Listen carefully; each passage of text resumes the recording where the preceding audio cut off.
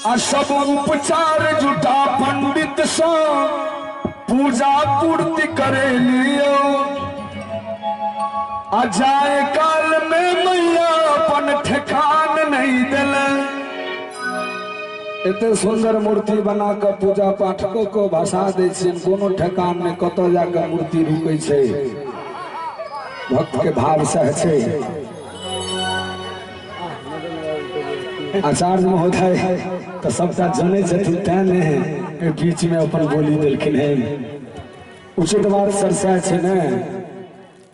तागर बीचों से कने ताली बजवा चाहिए। माता बहन ए शपथ समैया के तोरा सबके कने हाथ उठा कर के हम बहुते भेलम पिलो कहियो कोरा के हम बहुते भेलम पिलो कहियो कोरा नीले तोरा सब दिन पूजलो मैया में दर्शन नहीं देला जननी दर्शन नहीं देला के हम बहुते भेलम पिलो कहियो कोरा हम बहुते भेलम पिलो कहियो कोरा नीले। एगो भक्त कहे छथिन मैया सा हे जननी रूस लहछियै कोना खुलू ने मैया रूस लहछियै कोना खुलू ने जननी खुलू ने मैया खुलू ने जननी खुलू ने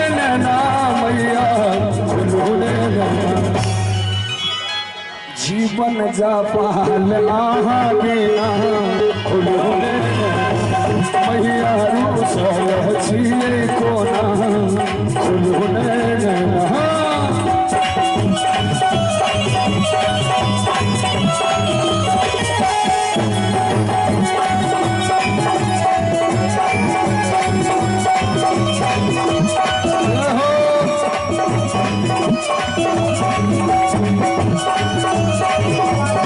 सचिन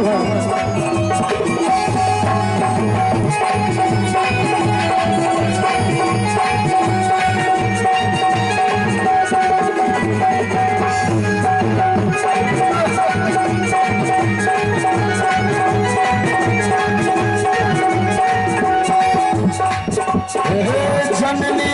अहाँ सँ हमर किछ ने छुपल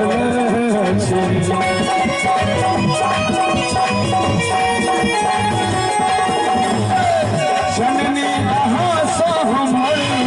किछ ने छुपल कहब कि अहाँ सँ मैया की बितल टुक टुक देखै छी भेल छेना देखो मैया कोना खुलू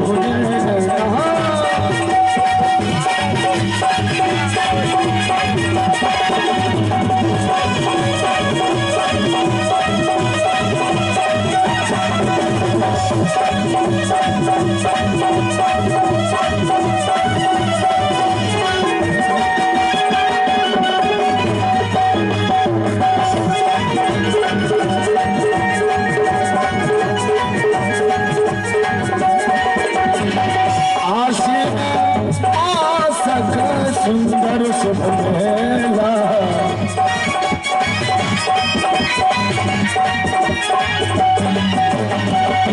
भैया